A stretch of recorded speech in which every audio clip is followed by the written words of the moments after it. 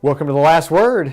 He's Chris Popst, and I'm David Jenkins. Chris, we're about midway through baseball season. Pretty exciting times. It rolls by, man. I'm loving it. It really rolls by. It just 5 more months to go in baseball. it never have really a quiet, calm time of the season. People think it might slow down a little bit in the spring. It doesn't. Everybody says that. Oh, it just slows down in the spring. Well, no, we got like 15 sports going on. Yeah, you got a lot of stuff going on, but that's good. That's job security. So anyway, yeah. But yeah, baseball, track, softball, just you name it, they're playing it outside.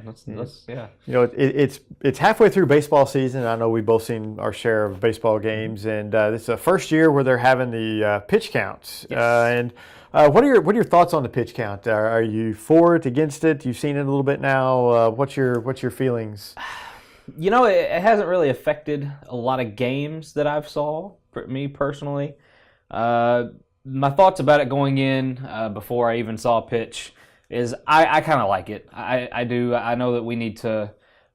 Some pitchers' arms, and especially young pitchers, can be abused. Not saying that I've seen it a lot, but it can happen. And when you're talking about a young guy throwing, up 120 pitches, 130 pitches, I mean that doesn't happen a lot, but I've seen it happen before, and that's just not good for a young kid to do that, and especially with curveballs and throwing the things that they do. I think it's a good just to set a limit and just say, hey, we're going to monitor this. I think you should put a little bit more emphasis on it, coaches. Not saying that they didn't, but just a statewide deal. I kind of like it just because it protects players. I think it protects them a little bit more.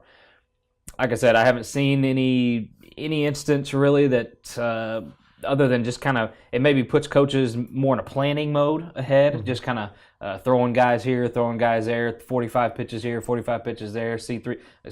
That same kind of thing happened against Portersville and Orion. They just kind of throw some arms out there. They were all in some pitch counts, and I like it because it protects kids. On the other hand, hey, if a guy's got a great game going and no hitter, that's the only downfall I might see, because you might have to pull him early just because that pitch count. But that's the only kind of downfall that I see. And you might run into some awful games too, because you're throwing arms that's not used to being thrown out there. It's terrible for the game of high school baseball. It's absolutely terrible because you get bad games. You get really bad games, and we've seen it happen. Yeah. You're also, for me, I'm actually the opposite way. I think it's harmful. I think it actually works against the pitchers. And here's my thinking on it. I mean, if you're throwing 100 pitches and you're throwing 75 fastballs, there's nothing wrong with that. If you throw submarine style, your arm isn't as taxing as it is for the kid that throws 100 miles or 100 pitches and he's throwing across his body and he's throwing all curveballs. I mean, it's completely different, and I think it's punishing some kids while it's helping others, and I don't think it's strengthening certain kids' arms, which I think could lead to injury down the road. Mm-hmm. I think it's. I still think you should manage it better if you're the coach. I think they're in a best position to manage it, and I think that they've done a good job around here for the most part. I've never seen. I always would hear coaches say, "How are you feeling? How's your arm? You're looking like your velocity's down a little bit. How's your arm? How's your?" You always heard coaches, and I realize that there's always a few coaches who aren't like that, and they're the ones who this is for. Yeah. And I mean, those little league coaches who think that they're going to be the next Cardinals coach if they get noticed here by winning a little league game or something like that, throwing their kid for 150 pitches. But I think that kids, personally, I think kids need to throw more.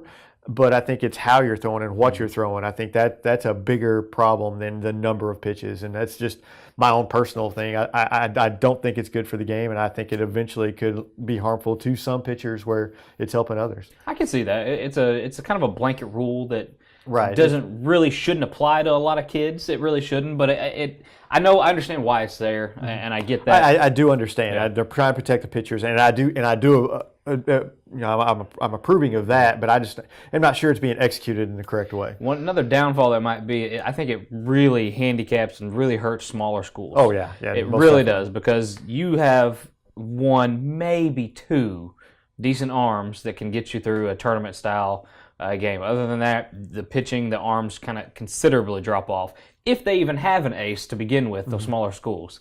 Now, that's the bigger schools, I don't think you're going to see much problem there, because they usually have 3-4 arms that can go out there and do a decent job. But But man, I think it really does kind of handicap smaller schools. That's kind of a iffy thing. When I saw that, it's just like, man, they just don't have the arms to do it. But for the most part, I haven't seen a lot of small school ball yet. Just a few games here and there. Hasn't really affected them too much, in my opinion. But I think that, like I said, I think it just puts coaches in a position to have to plan out more. Right. I think coaches are really kind of panicking early with this because they don't want to run into a situation where they don't have a pitcher. Yeah. And I've seen a couple of games where the teams didn't have a pitcher that could go deep, and it didn't end well. Yeah. It just makes for some bad baseball. Yeah. So there's a lot to be learned from it, and hopefully they can maybe kind of work some things out. I just kind of wish they would not make it universally because it doesn't impact everybody, and I think it actually hurts others, where it helps others. I do agree with kids should be throwing more, not just throwing more. Not saying that there's no curveball. I mean, curveballs is really early age curveballs. If you're throwing that 3 times every at bat. If you're throwing 75% fastballs, I don't think that the pitch count is for you. Yeah. If you're throwing out there, if you're throwing 75 curveballs in an outing, then you got a problem. Yeah. Okay, that needs to be limited. Yeah. But that comes back to pitch calling and other things, and again the coaching. We'll belabor the point. We'll move on, and we'll talk about some baseball. I mean, we have a lot of good baseball in Scott County. I mean, if you look at Scott County, Scott City, Chaffee, Orion, you have a lot of teams that are ranked in state just in that little small area, and it's a good area for baseball right around here. That little, I guess you could call it kind of a corridor, like obtuse triangle there between Orion, Chaffee, and a very small triangle. But yeah, I mean, that right there, I mean, that's been a hotbed for baseball for a long time now. Chaffee's rolling. Orion took a tough loss to Portersville on Tuesday. Scott City's still rolling. But yeah, those are teams I think we mentioned before the season started that we're expecting them to kind of make some playoff pushes, and they're doing all right so far early going, but they're still going to have some tough competition down the road from some other schools. Bernie's a team that I think is going to have that Bell City Orion potential matchup there down the line is going to be just a brutal. They're 1-2 in state. Bell City 1 and Orion 2. That's going to be a classic game. That's going to be a game that a lot of people are going to want to see. Bell City's got them the last 2 years, obviously going on to win the Class 1 state championship. Bell City, they're playing some good competition. They are. Orion's playing good teams, getting ready. They're both of them playing good teams, getting ready for a possible state run. So it's exciting. It's going to be exciting. It's always gets a little bit more intense. Obviously, they're in playoff time and regular season. I think a lot of coaches just trying to see what kind of arms they have, especially the smaller schools, see who can run out there, who they can trust in certain situations. And I think they're getting a good grip on. Of course, Orion and Bell City know each other very well, so I don't think there's no surprise there. But I think it's that matchup's always going to be an intriguing. Another one that's intriguing to me is Class 4, District 1. The we talked about it a little bit last week. Notre Dame, Kennett, Sykeston. I think those 3 schools are going to just have a battle royale just to see who gets out of that district, and they all seem to be very even. Yeah, and just looking at scores, I haven't seen Notre Dame play. Notre Dame's been just the cream of the crop in that district for a long time now. Scores haven't really. I'm just looking at scores. That's just me. Hadn't really impressed me much. Not like the old Notre Dame teams just run roughshod over everybody they play. It seemed like, but Kennett got a big win over them last week, I believe, and still got the Sykes and Notre Dame rivalry that kicks that back up, and now that they're in the same district, so that's going to be exciting. But Sykeston, they're looking good. They're scoring runs. They're hitting the ball hard. I think the only thing is pitching. I don't know as far as in a tournament setting. I just don't know if they're going to have the arms to do that against maybe a Kennett and then a back-to-back against Notre Dame or something like that. The back-to-back thing is going to be key, especially with the pitch counts now. With the pitch counts, that's going to be huge. And I have to say kudos to a few of these teams with their uniforms. I'm loving the throwback uniforms with the V-necks, and then you've got the ones with the stripes across them. I think Portersville's got Notre Dame, old Houston Astros style. I'm loving those type uniforms. Keep those coming. That's some good stuff. I like that too. I was very surprised. I saw Portersville for the first time Tuesday, as did you, and I noticed their uniforms right off the bat. You can't miss them. Yeah. They're the blue and they got the stripes like the old Houston Astro with the old and I like the old V-neck that they brought back. Oran has the V-neck and just the plain V-neck, but I like those a lot too. The ring on the collar. Yeah, I like those a lot. Yeah. Those teams are looking sharp. Yeah. Some of these other teams need to take notice. You might not be able to throw it well, but you sure do look good doing it. Yeah, that's right. I'm liking this stuff, but it's my favorite part of baseball, looking at these uniforms, I guess. It's a huge part. I mean, it really is. It is. And honestly, that gets the kids fired up. Does. I think it's been proven with the squirrels in the summer. They have the different uniforms, the different hats, the cool get-ups that attracts the kids. And that's a big part of it, the swag, as they say. I'm all for it, man. I think half the part is just looking the part. I really do. You look good, you feel good, you play good. That's just that's part of part of what I think. There's some teams that are looking pretty sharp out there. Hey, I want to see some more of the old school. Just throw over. No, buttons okay, it was fine, but I like the old throw over, just V-neck stuff. Give me some early '80s stuff. Yeah, I like that. I like it. That's good stuff. I like it. Can we please get off baseball though and go to football? Sure, let's do it. We got big news. Football coaching change. Malden named a new football coach, Kevin Collier, who's been their defensive coordinator for years and years. Yes. I believe 13 years. He's been the defensive coordinator, and he was a head coach before that. I think he coached 4 years. He has a career record of 34-46. He coached 4 years at Dexter, 4 years at Malden as a head coach. Never been over 500, but hasn't had the talent that this Malden team is going to have. Yes. So I think it's a good hire. I think it keeps things kind of the way they've been, and I think it's a real good hire for them. He's been through this recent Malden run and knows how the kids have responded to this coaching of Coach Wyatt. Kids love him. He's a player's coach. Kids love him. They love playing defense for him. They have in the last few years.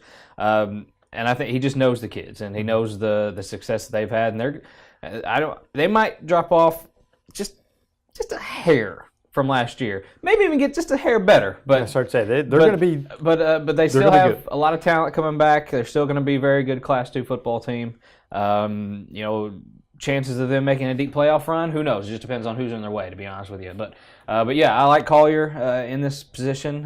He brings over another storied coach, assistant coach, and Charlie Vickery, and he left Chaffee about a month ago, maybe a couple months ago, yeah. And he's going to be the offensive coordinator at Malden. So, he's already adding a legendary, long, historic coach from our area to that coaching staff. So, and Vickery is a kind of a run-first guy, likes the two backs, kind of like what they've already ran. So it won't be, I don't think, a big change there as far as what they like to do. So that's interesting. I think that's going to be kind of the storyline going into the year is Malden and how they are going to look with the new coaching staff and everything. But I've noticed Coach Collier is a retired teacher and he's just coaching now, and Vickery the same way. You have other coaches in the area who are doing the same thing that are retired and aren't really.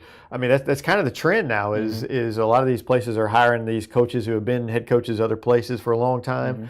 And they're hiring them as assistants and things like that. And I think that's good for the players around here. I think that's great for the game.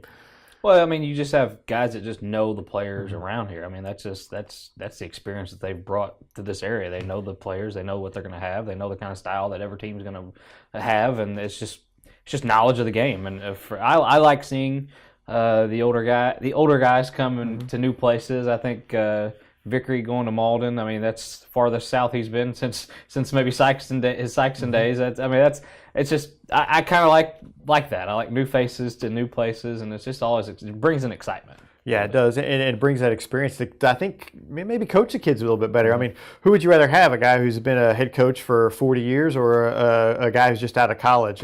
And a lot can be said for those guys that are just out of college to be, bring that enthusiasm and stuff, but someone who can bring that knowledge of all those years as being a coach and stuff too can really teach the kids a lot, and I think that's very important, and I think that's just going to improve the football around here. Does that say, as we were talking about this, how many young guys are really kind of looking to be high school coaches? I mean, I see some young assistants kind of on the sideline helping, volunteering, stuff like that, but I don't really see a lot of some of the older players kind of coming back and kind of being in that role. I don't know if that says much about